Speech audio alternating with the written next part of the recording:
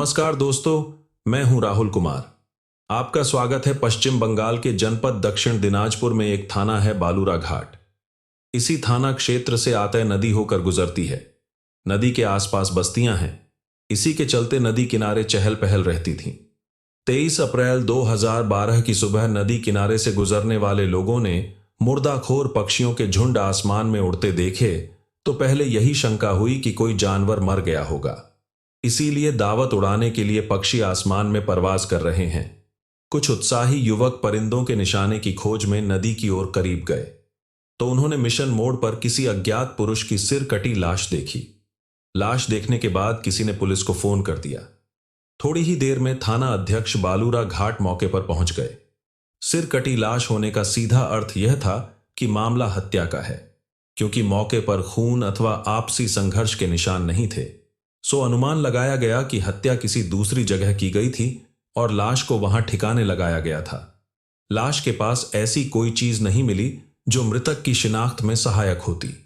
बालूरा घाट police मौके पर अपना काम कर रही थी कि कंट्रोल रूम से सूचना पाकर ईएसपी चेक कुजूर घटनास्थल पर पहुंच गए। पुलिस ने मृतक का सिर तलाशने का भी प्रयास किया, मगर असफलता हाथ लगी। इसलिए सिर विहीन धर का पंचनामा करने के बाद पोस्टमार्टम हेतु उसे जिला अस्पताल दक्षिण दिनाजपुर भेज दिया गया। लाश की शिनाख्त ही नहीं हो पाई थी, सो उसका वारिस कहां से सामने आता। अतः पोस्टमार्टम के पश्चात सरकारी खर्च पर उसकी अंत्येष्टि कर दी गई। इसके बाद भी पुलिस ने फोटो के सहारे सिर कटी लाश की पहचान कराने के प्रयत्न निरंतर जारी रखे। यह अलग बात है कि हर प्रयास में उसे असफलता मिली। लाश मिलने के लगभग 10 दिन बाद मुर्दाखोर जानवरों की कृपा से पुलिस को कटा हुआ सिर भी मिल गया। दरअसल मुर्दाखोर जानवरों को जमीन में गड़े हुए सिर की गंध मिल गई थी। उन्होंने अपने पहने नाखूनों से सिर को जमीन से खोद निकाला। शायद वे उसे चट भी कर जाते। तभी कुछ राहगीरों ने देख लिया। उन्होंने पत्थर मारकर मुर्दाखोर जानवरों को भगा दिया और पुलिस को खबर कर दी। पुलिस ने मानव शीश अपने कब्जे में लेकर पोस्टमार्टम एवं फॉरेंसिक जांच के लिए भेज दिया। जांच में पाया गया कि वह सिर 50 से 55 वर्ष के किसी व्यक्ति का था। किसी तेज धार वाले हथियार से वह सिर धड़ से अलग किया गया था। सिर काटने वाला कोई अनाड़ी था।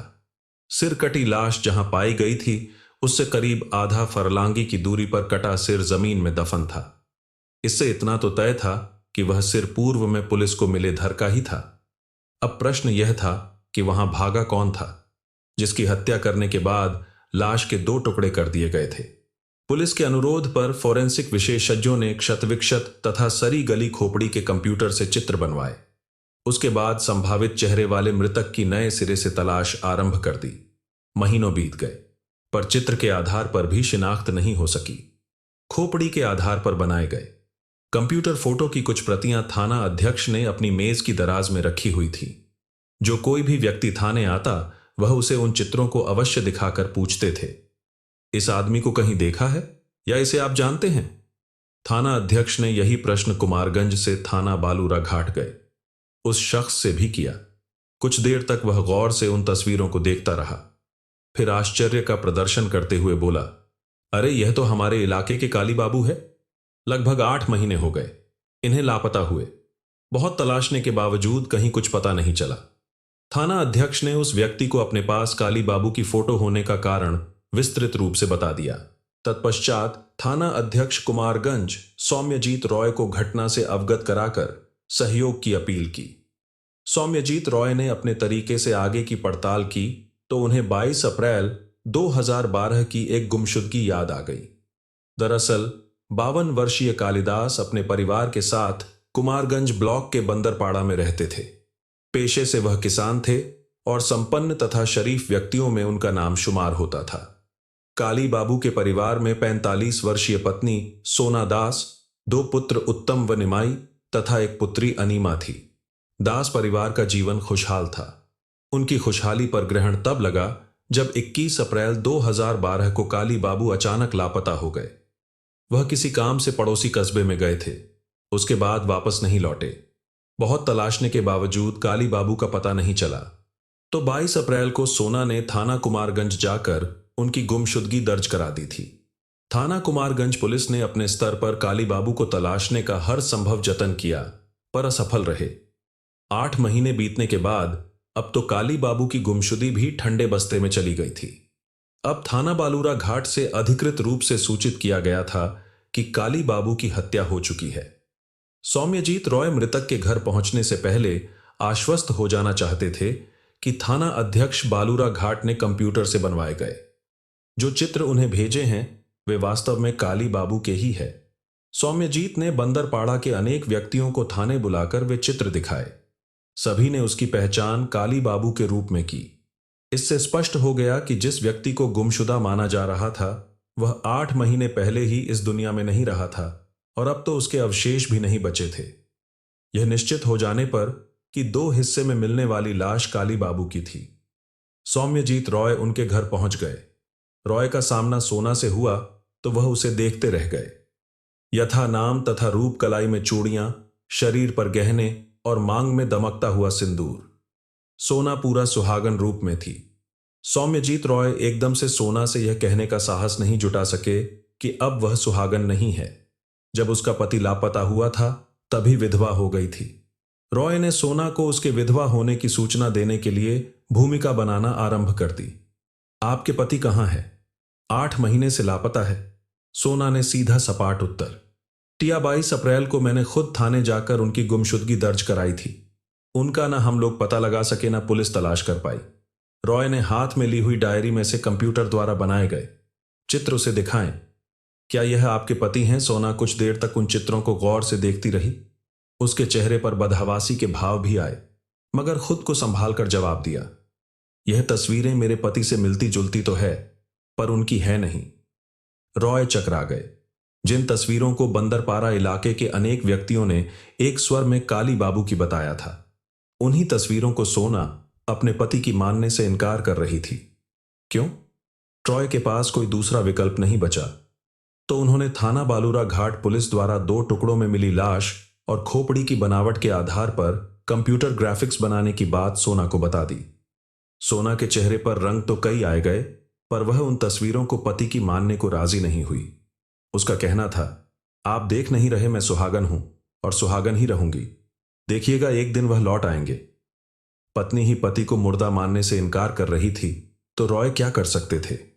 मन ही मन में उन्होंने इस गुत्थी को दूसरे तरीके से सुलझाने का निश्चय किया और थाना लौट गए। उसी दिन से रॉय ने काली बाबू और सोना के निजी जीवन की जानकारी जुटाना शुरू की तो चौंका देने वाले अनेक तथ्य उनके सम्मुख उजागर हुए। इसी दौरान सोना अपने बड़े पुत्र उत्तम को साथ लेकर लापता हो गई। सोना और उसके बेटे के लापता होने से रॉय का शक यकीन में बदलने लगा। बंदरपाड़ा में अब तक काली बाबू की हत्या की खबर फैल गई थी और लोग सोना पर ही उंगली उठा रहे थे। रॉय ने गुप्त रूप से सोना की तलाश की। सोना और उत्तम को पुलिस तो नहीं तलाश पाई। अलबत्ता 19 दिसंबर को वे दोनों स्वयं थाना कुमारगंज जाकर रॉय के सामने पेश हो गए। रॉय को सोना से पूछताछ करने की जरूरत नहीं पड़ी। सोना ने खुद ही अपना बयान पुलिस को दे दिया और उसके बयान से काली बाबू केस की हर गुत्थी सुलझ गई। हर माता पिता की तमन्ना होती है कि अपने बच्चों को खूब पढ़ाएं। सोना दास और काली बाबू की भी यही तमन्ना थी। इसीलिए स्वयं अनपढ़ भट्टाचार्य होने के बावजूद शुरू से ही उन्होंने यही प्रयास किया कि तीनों बच्चों की शिक्षा में किसी प्रकार की कमी न रहने पाए। बच्चों को वे नियमित रूप से स्कूल भेजते ही थे। घर पर भी एक ट्यूटर नियुक्त किया हुआ था। हर शाम वह 2 घंटे के लिए आकर दास दंपति की तीनों संतानों को पढ़ाया करता था। एवज में काली बाबू उसे मोटी फीस देते। अफसोस दास दंपति के सारे प्रयास व्यर्थ गए। दोनों पुत्र उत्तम और निमाई ने 7वीं के बाद आगे पढ़ने में रुचि नहीं ली और पुत्री सुकन्या उर्फ नीमा ही 9वीं जमात तक पहुंच सकी। इसके बाद उसने भी किताबों को अलविदा कह दिया। बहुत हो गई पढ़ाई, अब किताबों में हमारा मन नहीं लगता। बच्चे ही नहीं पढ़ना चाहे तो माता पिता भला क्या कर सकते हैं। सोना और काली बाबू भी सिर पीटकर चुप रह गए। बच्चों की तो पढ़ाई बंद हो गई पर उनके ट्यूटर ब्रजंजन अधिकारी का घर आना जाना लगा रहा। ट्यूटर ब्रजंजन जब भी आता काली बाबू उसे अपना दुखी दिल दिखाने लगते। अपने परिवार को शिक्षित बनाने का मेरा सपना टूट गया। इससे मैं बहुत दुखी हूं। यह दम चिता तक मेरे साथ जाएगा। ब्रजंजन ने कई बार यह संवाद सुना तो एक रोज बोल पड़ा, काली बाबू ऐसी कोई इच्छा नहीं जिसे इंसान अपने जीते जी पूरा ना कर सके। सब कुछ तो करके देख लिया। काली बाबू ने ठंडी सांस छोड़ी।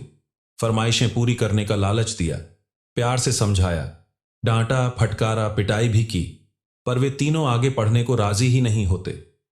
पाप हूं ना, इसलिए बच्चों को घर से निकाल भी नहीं सकता, बस मन ही मन में घुटता रहता हूं। काली बाबू ब्रजरंजन मुस्कुराया। मैं बच्चों की नहीं, उनकी मां की बात कर रहा हूं। ब्रजरंजन के कथन का आशय न समझकर काली बाबू अपनी धुन में आगे बोले। सोना भी उन तीनों को समझा समझा कर हार गए, पर उन पर असर ही नहीं होता। काली बाबू, मैं कह क्या रहा हूं और आप समझ क्या रहे हैं? ब्रजरंजन ने खुलकर अपनी बात कही। मेरे कहने का तात्पर्य यह है कि बच्चों का ध्यान खेल कूद और मौज मस्ती में लगा रहता है, इसीलिए वे पढ़ नहीं पा रहे हैं। आपकी मिसेज के साथ ऐसी कोई समस्या नहीं है, आप उनकी पढ़ाई शुरू करा दीजिए। काली बाबू ने ठहाका लगाया। मजाक करने के लिए कोई दूसरा नहीं मिला। मजाक नहीं, मैं सीरियस हूं। ब्रजरंजन बोला। थोड़ा बच्चे पढ़ लिए, थोड़ा बच्चों की मां पढ़ लेगी तो आपके दिल को तसल्ली रहेगी कि परिवार उच्च शिक्षित नहीं तो अनपढ़ भी नहीं है। अपने सीने में आप जो गम पाल रहे हैं वह भी नहीं रहेगा। ब्रज बाबू, बात तो तुम्हारी सही है, लेकिन 45 साल की उम्र में भी कोई पढ़ता है?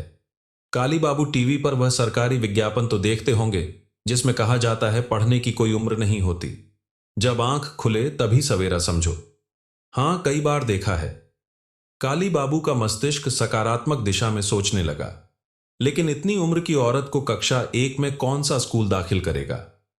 काली बाबू, प्रौढ़ शिक्षा की सरकार ने अलग से व्यवस्था कर रखी है, उसमें आपकी मिसेज से अधिक उम्र के लोग पढ़ने जाते हैं। औरतों और मर्दों की क्लास अलग अलग समय पर लगती है। महिलाओं के प्रौढ़ शिक्षा केंद्र में आप उनका दाखिला करा दें। ब्रज बाबू, मेरी घरवाली खास है, वह आम औरतों के साथ बैठेगी तो उसके रुतबे पर असर पड़ेगा। काली बाबू ने पत्नी को प्रौढ़ शिक्षा केंद्र भेजने से साफ मना कर दिया, मगर फिर कुछ सोचकर बोले। ब्रज बाबू, मतलब तो सोना के शिक्षित होने से है, आप ही सोना को पढ़ा दीजिए। ब्रजरंजन मुस्कुराया। पढ़ा तो मैं दूंगा, लेकिन जिसको पढ़ना है उससे भी तो पूछ लीजिए कि वह पढ़ना चाहती है या नहीं। काली बाबू ने सोना को बुलाकर बात की। थोड़ी ना नुकुर के बाद वह पढ़ने के लिए राजी हो गई। इसके बाद काली बाबू की नजरें बचाकर ब्रजरंजन और सोना ने एक दूसरे की आंखों में देखा और राजदाराना अंदाज में मुस्कुराने लगे। 50 वर्ष से अधिक आयु का ब्रजरंजन अधिकारी बंदरपाड़ा में ही रहता था और करीब के ही सरकारी हाई स्कूल में शिक्षक था। वर्षों पूर्व ब्रजरंजन की पत्नी माया रानी का देहांत हो चुका था। 2 बेटे थे जो किसी दूसरे प्रांत में सरकारी नौकरी कर रहे थे। परिवार के नाम पर ब्रजरंजन अकेला था।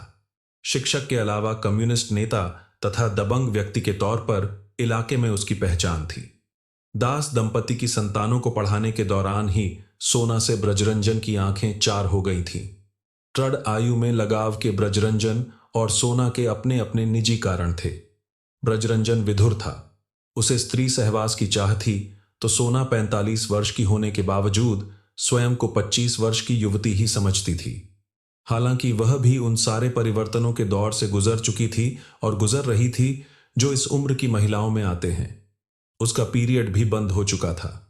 इसके बावजूद सोना की हसरतें शायद इसलिए बेलगाम थीं कि उसने अपने शरीर को बेहद संभाल और संवार कर रखा हुआ था। रहती भी थी। वह खूब बंठन कर सोना के विपरीत बढ़ती उम्र के कारण काली बाबू को रास रंग में रुचि नहीं रहे। कई थी। एक प्रकार से वह गृहस्थ सन्यासी जैसा जीवन जी रहे थे। ब्रजरंजन को नारी देह की आवश्यकता थी और सोना को ऐसे पुरुष की जो उसकी भड़कती कामनाओं को प्यार, सुकून और इत्मीनान से थपथपा कर शांत कर सके। आंखों से मन की बात एक दूसरे के दिलों तक पहुंची तो उनकी ख्वाहिशें मचलने लगीं, क्योंकि कमरे में बच्चे पढ़ते थे और काली बाबू कमरे के बाहर बैठे रहते थे। सो सोना और ब्रजरंजन अपने मन की मुराद पूरी नहीं कर सके। चंद मिनटों का जो मौका उन्हें मिलता था उसमें वे एक दूसरे से शारीरिक छेड़छाड़ ही कर पाते थे। बस थोड़ा सा यह स्पर्श उनके मन की भावनाओं को और कातिल बना देता था। समस्या यह थी कि इतने से ही संतोष करने के अलावा उनके पास कोई दूसरा विकल्प नहीं था। बारी बारी से तीनों बच्चों ने पढ़ाई छोड़ दी तो ब्रजरंजन की भी घर से छुट्टी हो गई। ब्रजरंजन का घर आना बंद हुआ तो सोना छटपटाने लगी, क्योंकि बाहर अधूरी आस पूरी कर पाना सोना के लिए संभव नहीं था। सो ब्रजरंजन के साथ मिलकर उसने स्वयं पढ़ने का प्लान बनाया। ब्रजरंजन भी सोना की जुदाई में तड़प रहा था, सो उसे प्लान पसंद आ गया। इस तरकीब से उन्हें रोज 2 घंटे की तन्हाई मुहैया हो सकती थी। यह तभी संभव हो सकता था जब काली बाबू की सहमति होती। इत्तेफाक से उस दिन ऐसी बात चली कि ब्रजरंजन ने अपनी चाह पूरी कर ली। काली बाबू ने स्वयं सोना को पढ़ाने का प्रस्ताव रख दिया। दूसरे दिन शाम को ब्रजरंजन सोना को पढ़ाने पहुंच गया। ब्रजरंजन कैसे पढ़ाता है और सोना कैसे पढ़ती है, यह देखने और जानने को पति के साथ तीनों बच्चे भी उत्सुक थे। काली बाबू और उनके बच्चों की नजरों के सामने सोना और ब्रजरंजन के मन की नहीं हो सकती थी। अतः सोना ने शर्म का बहाना करके सबको कमरे से बाहर करके दरवाजा भीतर से बंद कर लिया। उसके बाद सोना इठलाती हुई आई और ब्रजरंजन के सामने बैठ गई। ब्रजरंजन की आंखों में आंखें डाली और मुस्कुराकर बोली, मास्टर जी, हमारे मिलन का रास्ता खुल गया। बताइए, पढ़ाई कहां से शुरू करेंगे? ब्रजरंजन मुस्कुराया और फिर उसने सोना को सेक्स का पाठ पढ़ाया, बकायदा प्रैक्टिकल करके भी समझाया। उस दिन से सोना और ब्रजरंजन के यौन जीवन का एक नया अध्याय शुरू हो गया। पढ़ने और पढ़ाने के बहाने वे बंद कमरे में कामनाओं की शांति करते रहे। 2-3 महीने तो चैन से बीत गए, लेकिन फिर काली बाबू के मन में संदेह का कीड़ा कुलबुलाने लगा। बंद कमरे का राज जाने के लिए उन्होंने ताक झांक की तो हकीकत से वाकिफ होते देर नहीं लगी। काली बाबू ने दोनों हाथों से सिर पीट लिया। अधेड़ उम्र में इस औरत को यह क्या सूझी, जब पति होने की उम्र थी तब तो हुई नहीं, बुढ़ापे की दहलीज पर खड़ी होकर मुंह काला कर रही है। काली बाबू ने उसी दिन ब्रजरंजन की छुट्टी कर दी। सोना बहुत पढ़ चुकी और तुम बहुत पढ़ा चुके, आइंदा मेरे घर का रुख मत करना, जाओ यहां से। ब्रजरंजन के जाने के बाद काली बाबू ने सोना को बहुत जलील किया। सोना ने काली बाबू से माफी मांग ली और वायदा किया कि आइंदा वह ब्रजरंजन से किसी प्रकार का संबंध नहीं रखेगी। स्त्री हो या पुरुष, किसी को पराई देह का स्वाद लग जाए तो वह आसानी से छूटता नहीं है। सोना और ब्रजरंजन भी एक दूसरे के लिए तड़पने लगे। फोन के माध्यम से दोनों एक दूसरे के संपर्क में बने हुए थे।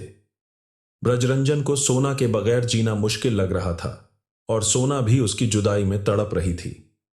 काली बाबू के जीते जी उन दोनों का मिलन संभव नहीं था।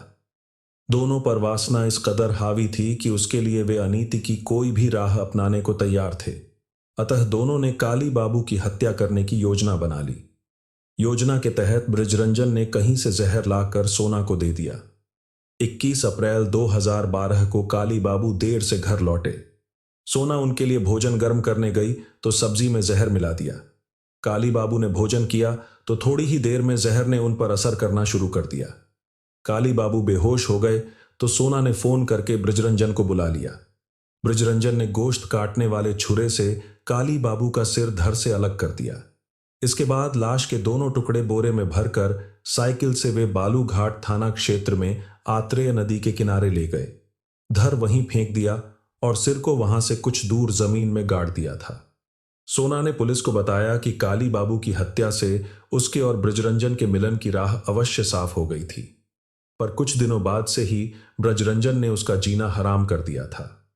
वह उसे ब्लैकमेल करके सारी धन संपत्ति पर कब्जा करने की कोशिश में जुट गया।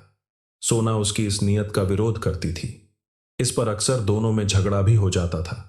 उन्हीं झगड़ों के नतीजे में उत्तम को मां और उसके ट्यूटर की साजिश का पता चल गया था, क्योंकि वह पिता को खो चुका था और अब मां को खोना नहीं चाहता था। सो उसने यह बात किसी को बताई नहीं थी। सोना के बयान के आधार पर पुलिस ने गुमशुदगी के मुकदमे को हत्या में तरमीम कर दिया। नए सिरे से दर्ज की गई एफआईआर अपराध संख्या बटे 2012 पर धारा 3